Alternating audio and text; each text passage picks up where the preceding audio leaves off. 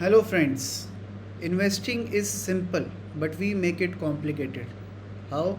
Because जब भी हम इन्वेस्ट करते हैं तो हम सोचते हैं अगले ही दिन हमें उससे प्रॉफिट आ जाए।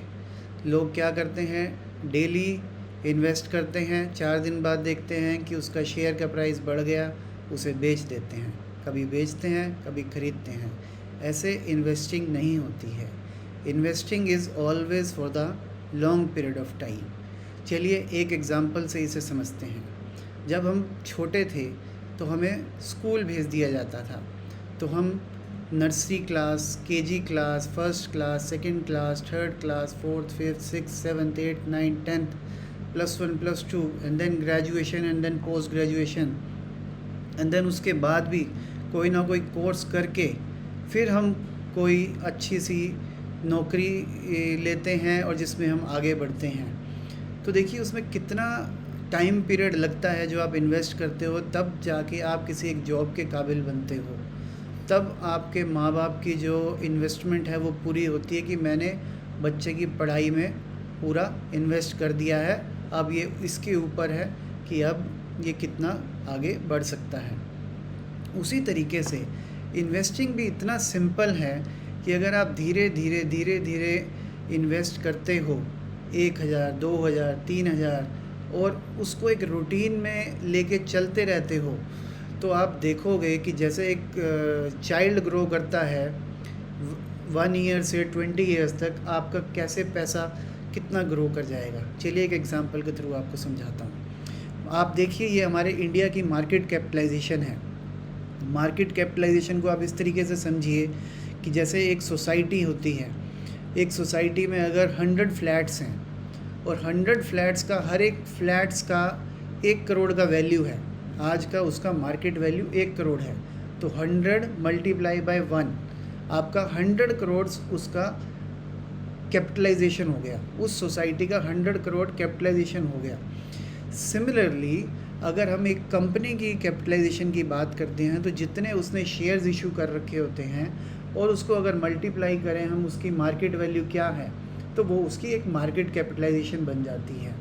इसी तरीके से जितने भी कंट्री में शेयर्स ट्रेड हो रहे हैं, अगर हम उन शेयर्स का जितने भी शेयर्स हैं और उसको अगर मल्टीप्लाई कर दें आज की डेट पे उसका क्या रेट चल रहा है, तो उसकी एक मार्केट कैपिटलाइजेशन बन जाती है। तो इसी तरीके से हम अपने कंट्री की बात करें इंडिया की, तो उसकी मार्केट कैपिटलाइजेशन आज की डेट में 5.13 US ट्रिलियन डॉलर हैं, जिसका अगर INR में हम देखें तो it is 4,87,401 crore.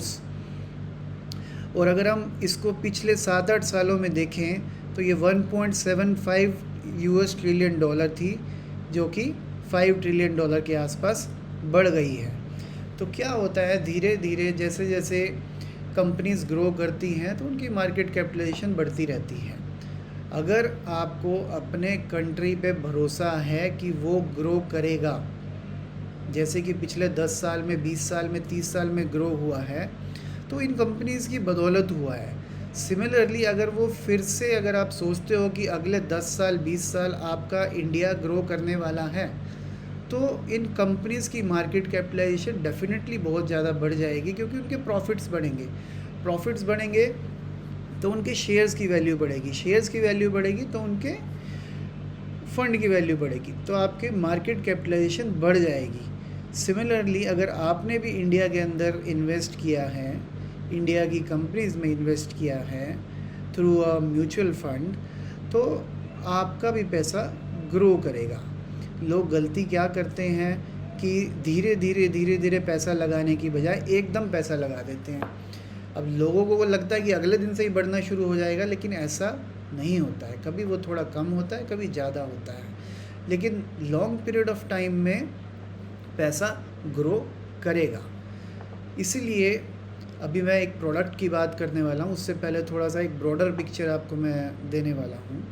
So principle of investing, जैसे मैंने आपको बताया कि आपको धीरे धीरे एक SIP की फॉर्म में पैसा लगाना है, ताकि वो धीरे धीरे आपका पैसा बढ़ता रहे, इन्वेस्ट होता रहे और आपको कंफर्ट रहे।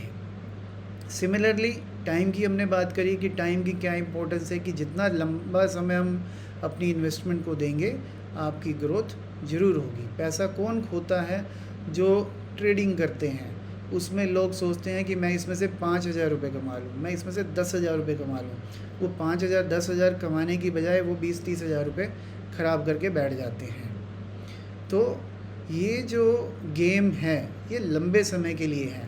आपको एक बिग पिक्चर देखनी है, आपको छोटी पिक्चर नहीं देखनी है। मैं इसमें से 2-4 हज़ार 5,000 10,000 रुपये अर्न करने की सोच लूँ और उसमें आप अपना टाइम भी ख़राब करोगे और पैसा भी ख़राब करोगे। लेकिन इन्वेस्टमेंट की बात आती है तो वो हमेशा वो लंबे समय के लिए है। आप धीरे धीरे रेगुलरली इन्वेस्ट करते रहिए, देखिए 5 साल में, 10 साल में, 20 साल में क्या होता है, आपका पैसा कैसे ग्रो करता है, जैसे कि आपका कंट्री ग्रो करता है। तो सिमिलरली प्रॉब्लम कहाँ पे आती है? क्योंकि जो एक आम इंसान है उसको नहीं पता कि कौन सी कंपनी में इन्वेस्ट करना है। मेरे को HDFC लेना है, मुझे SBI लेना है, मुझे ICICI लेना है, मुझे रिलायंस लेना है, मुझे एप्पल लेना है, क्या लेना है? क्योंकि उसकी इतनी जानकारी नहीं है, उसकी इतनी रिसर्च नहीं है। इसीलिए एक ब्यूटीफुल प्रोडक्ट जिसको हम म्यूचुअल फंड बोलते हैं, ये एक डिज़ाइन किया गया था कि जिसमें एक आम से आम आदमी इसमें पैसा इन्वेस्ट कर लें। क्योंकि इसमें क्या होता है कि जो इन्वेस्टमेंट होती है वो मल्टीपल कंपनीज़ के शेयर्स में होती है।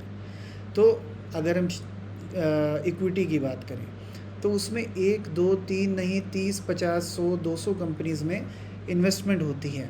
तो किसी एक शेयर के प्राइस से कम होने से या ज़्यादा होने से ज़्यादा उसमें फ़र्क नहीं आने वाला है, क्योंकि आपके पास 50 कंपनीज़ हैं जिसमें आप इन्वेस्ट कर रहे हो, तो उसका जो एक कंपनीज़ का जो एलोकेशन है वो सिर्फ 1-2% 3% ही है।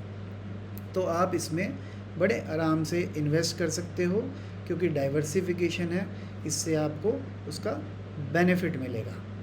अब बोलते हैं वाई सो मैनी प्रोडक्ट्स। कभी हम एक प्रोडक्ट की बात करते हैं, कभी दूसरे की बात करते हैं। अब जैसे एक कंट्री में आप किसी भी चीज़ की बात करिए, चाहे आप टीवी की बात करिए, कितनी तरह के प्रोडक्ट्स आ गए हैं। मोबाइल्स की बात करिए, कितनी तरह के प्रोडक्ट आ गए हैं। वॉचेस की बात करिए, कितनी तरह की वॉचेस आ गई हैं। इसी तरीके से अब कार्स की बात करिए, कितनी तरह की कार्स आ गई हैं। तो जैसा जिसको सूट करता है वो उसके हिसाब से अपना वो प्रोडक्ट लेता है। इसी तरीके से म्यूचुअल फंड में भी बहुत सारे प्रोडक्ट्स बनाए गए हैं, हर किसी की ज़रूरत के हिसाब से जैसा जिसको सूट करता है वो वैसा प्रोडक्ट ले सकता है। तो आज हम जिस प्रोडक्ट की बात करने वाले हैं वो है एक एग्रेसिव हाइब्रिड फ़ंड।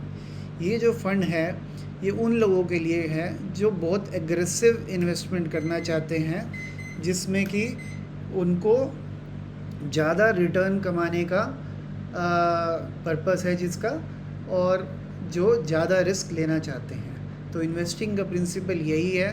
कुछ एक बातें मैं फिर से रिपीट करता हूँ जो मैं हमेशा करता हूँ कि अगर आपने इन्वेस्टमेंट के बारे में सोचना है तो कम से कम 5 साल तो आपको उसे देना ही चाहिए, अदरवाइज़ आप इस चीज़ में मत इन्वेस्ट कीजिए।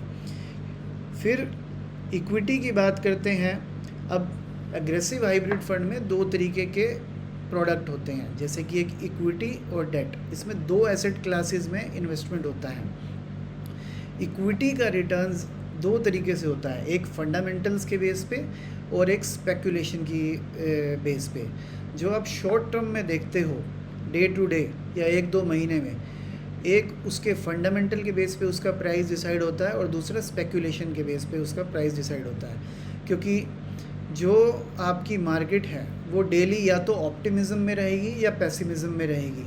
क्योंकि जब लोगों को लगता है कि इसका प्राइस बढ़ने वाला है तो वो ज़्यादा उसके अंदर इन्वेस्ट करते हैं, तो वो एक ऑप्टिमिज्म होता है जिसमें लोगों को होप होती है कि प्राइस बढ़ने वाला है। सब जगह आपको गुड न्यूज़ मिलेगी कि हमारा कंट्री बेटर कर रहा है, कोई बैड न्यूज़ नहीं मिलेगी, तो सभी उस दौड़ में आगे बढ़ते रहते हैं।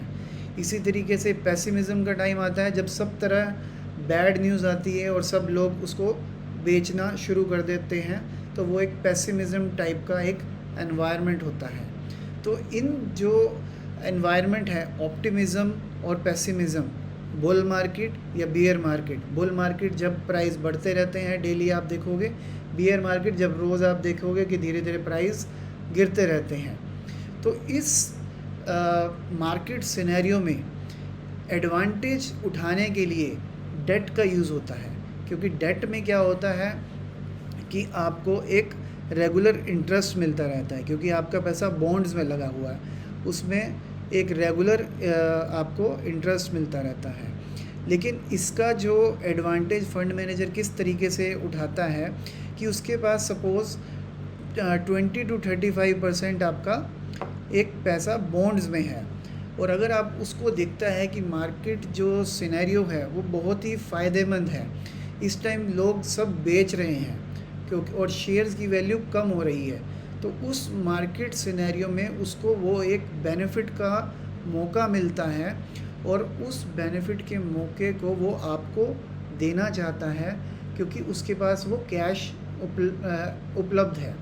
तो वो जो डेट का पैसा है वो वहाँ से रिडीम करके उसका पैसा निकाल के वो इक्विटी में लगा देता है। अब इक्विटी में उसको कम दाम पे चीज़ें मिली हैं, क्योंकि उस टाइम मार्केट थोड़ा डाउन है, तो उसने वो कम रेट में वो चीज़ें खरीद ली है बेनिफिट उठाने के लिए आपके पैसे से। तो उसका प्रपोर्शन जो पहले 65% था उसको वो 80% तक ले आता है। तो जब 80% तक ले आता है और बाद में जब मार्केट बढ़ती है तो आपको उससे ज़्यादा बेनिफिट मिलता है। तो जो ये एग्रेसिव हाइब्रिड फंड स्ट्रेटजी है, ये बहुत ही फ़ायदेमंद स्ट्रेटजी है, जिसमें कि 20-35% कैश फंड मैनेजर के पास होता है, जिसका वो बेनिफिट आपको मार्केट सिनेरियो के बेस पे दे सकता है। आपको कुछ करने की ज़रूरत नहीं है कि बार बार ख़रीदना और बेचना का, वो फंड मैनेजर करेगा। तो इक्विटी के अंदर जो आप डेली देखते हो that is noise. Short term में आपको नॉइस देखने को मिलती है, जो कि लोग स्पेकुलेशन करते हैं, बार बार ख़रीदते हैं, बार बार बेचते हैं। लेकिन लॉन्ग टर्म में इसका जो रिटर्न आता है इसके फंडामेंटल्स के बेस पे आता है, कंपनी की प्रॉफिटेबिलिटी के बेस पे आता है। और डेट, जैसे मैंने आपको बताया, it is a power, you have the cash, you have the power. जब मार्केट डाउन है तो फंड मैनेजर उस डेट का यूज़ करके इक्विटी में पैसा लगा देता है। अब इसमें बताया गया है कि the fund aims to fulfill the expectation of investors through diversification of investing in equity and debt. अब इसमें डाइवर्सिफिकेशन का वही बेनिफिट है कि सपोज़ कोई आपने एक ऐसा प्रोडक्ट लिया जिसमें 100% पैसा इक्विटी में लगा है और उस टाइम मार्केट डाउन है, तो फंड मैनेजर उसका एडवांटेज नहीं उठा पाएगा, क्योंकि उसके पास कैश नहीं है कि सस्ते में ख़रीद के आपको और यूनिट्स दिलवा पाए। तो ये जो हाइब्रिड स्ट्रेटजी है ये बहुत ही फ़ायदेमंद है। इसमें आपको 2 एसेट क्लासेस में इन्वेस्टमेंट करके बेनिफिट मिलता है कि कब इक्विटी से पैसा उठा के डेट में डालना है और कब डेट से पैसा उठा के इक्विटी में डालना है। फिर ये डिफाइंड एसेट एलोकेशन है जो यहाँ पे लिखा है, 65-80% इक्विटी में, 20-35% डेट में। एक्टिव स्ट्रेटजी है जिसमें फंड मैनेजर आपके बिहाफ पे कॉल लेता है कब क्या ख़रीदना है, कब क्या बेचना है। और सबसे बेहतरीन चीज़ जो मैं बताने वाला हूँ वो इसमें है रेगुलर मॉनिटरिंग एंड रीबैलेंसिंग।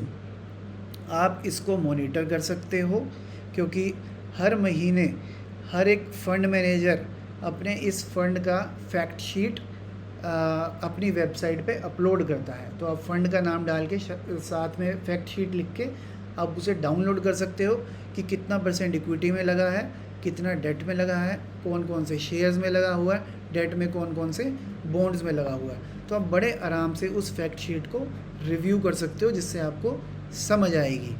और रीबैलेंसिंग ये सबसे बेहतरीन चीज़ है, क्योंकि सपोज़ आपने 2 प्रोडक्ट म्यूचुअल फंड अगर अलग अलग ख़रीदे, एक इक्विटी और एक डेट फंड ख़रीदा, और आपने उसमें इन्वेस्ट किया हुआ है, तो आप उसको सपोज़ आप उसका एडवांटेज लेना चाहते हो कि मार्केट अगर गिरी हुई है तो बॉन्ड में वाले फ़ंड में से पैसा निकाल के मैं इक्विटी में डालता हूँ। तो सपोज़ उसमें 5 लाख रुपए लगे हुए हैं आपके डेट फंड में, आपने सपोज़ उसमें से 2 लाख रुपए बेच दिए, 2 लाख रुपए रिडीम कर लिए। अब 2 लाख रुपए के आप इक्विटी में इन्वेस्ट करने वाले हो, तो जो 2 लाख रुपए के ऊपर आपको एक प्रॉफिट मिला था, उस प्रॉफिट के ऊपर आपको कैपिटल गेन टैक्स देना पड़ेगा गवर्नमेंट को, क्योंकि आपने पैसा विड्रॉ किया है। चाहे आपने इक्विटी में ही लगाना हो, लेकिन जब आपने फंड में से पैसा निकाला तो आप टैक्सेशन के अंडर आ जाओगे, तो आपको टैक्स देना पड़ेगा।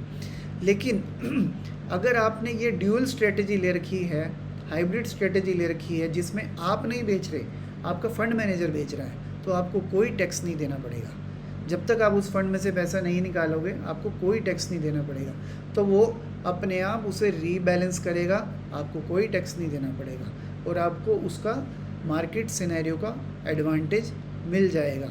और इसीलिए जो ये हाइब्रिड फंड स्ट्रेटजी है, ये बहुत ही अच्छी है, जिसमें आप अपना टैक्स से पैसा बचा सकते हो और लॉन्ग टर्म में आपका पैसा ग्रो होता रहेगा।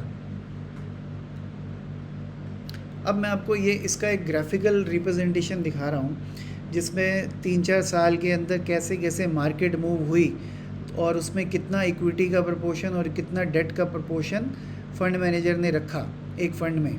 तो सपोज़ यहाँ 76 डेट 24, इस तरीके से आप देखते रहिए।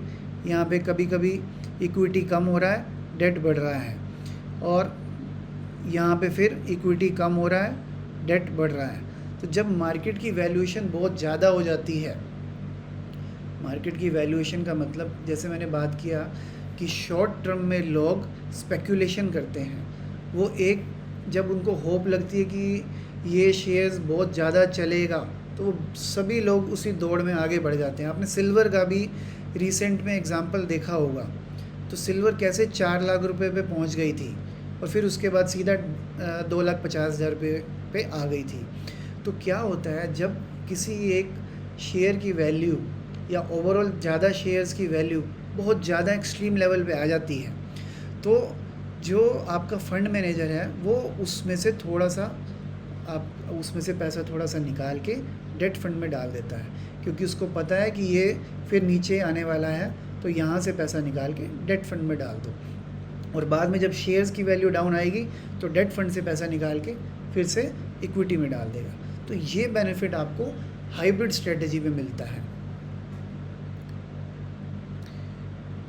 तो यही जो मैंने आपको अभी एक एग्जांपल दिया, वही मैं यहाँ पे बता रहा हूँ कि एक तरफ से हाइब्रिड फंड स्ट्रेटजी है और एक तरफ से स्ट्रेटजी है अगर आप खुद से उसे करेंगे। तो इसमें rebalancing periodically between asset class as per defined limit, वो रीबैलेंसिंग फंड मैनेजर करता रहता है। Fund determine the equity and debt allocation based on the market situation. Rebalancing is relatively tax and cost efficient. और ये self reallocation has certain disadvantage.